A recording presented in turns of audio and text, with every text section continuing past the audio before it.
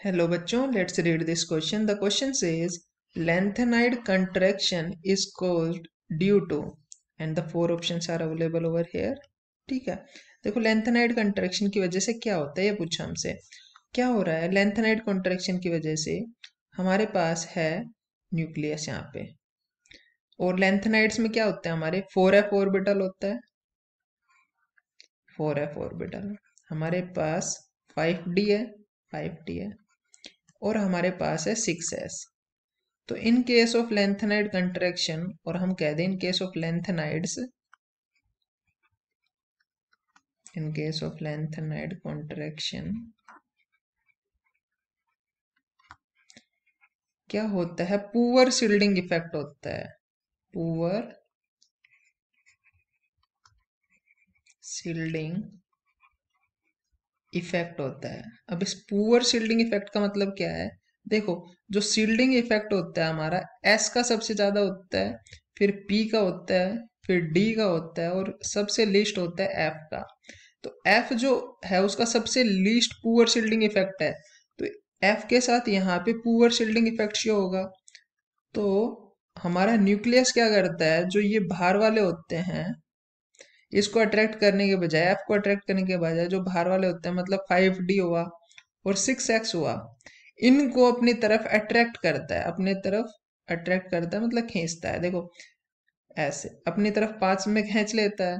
तो देखो पहले रेडियस इतनी थी, अब रेडियस हो जाएगी अट्रैक्ट करने के बाद इतनी, तो रेडियस क्या हो रही है, डिक्रीज हो रही है।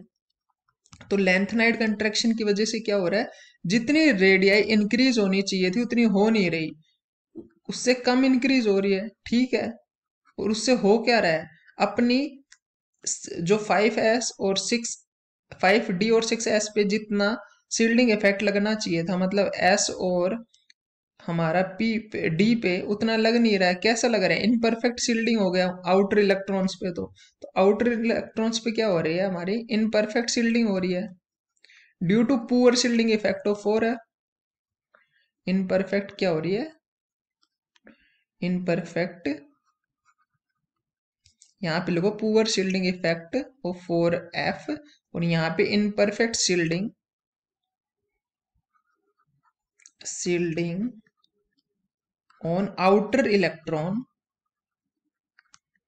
Electron present in 5d and 6s के अंदर जो इलेक्ट्रॉन है ना उनमें क्या हो रही है, अब हमारी इनपरफेक्ट शील्डिंग इफेक्ट हो रही है, क्योंकि अब 4f में तो पुअर है तो वो बाहर वाले को अपनी तरफ अट्रैक्ट करेगा, और रेडिया को क्या करता है, डिक्रीज करता है। इसीलिए वजह से इस वजह से जितना अपना साइज इंक्रीज होना चाहिए तो उतना होता नहीं है। ठीक है, तो यही हो रहा है। अब देख लेते हैं हमारा कौन सा ऑप्शन करेक्ट है।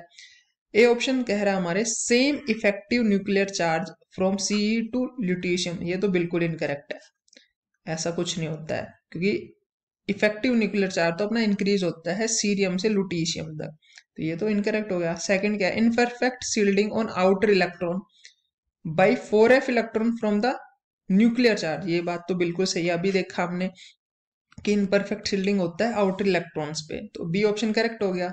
सी चेक करते हैं, the appreciable shielding on the outer electron by 4f electron from the nuclear charge, ये तो गलत हो गया। एप्रिसिएबल शील्डिंग थोड़ी होती है, इनपरफेक्ट शील्डिंग हो गई अब, क्योंकि 4f की पुअर शील्डिंग है इसलिए। Appreciable shielding on the outer electron by 5d, ये भी इनकरेक्ट है। ठीक है, so the only correct option available over here is B is the correct answer. This is how you have to approach this question. I hope you understood it well. Best of luck.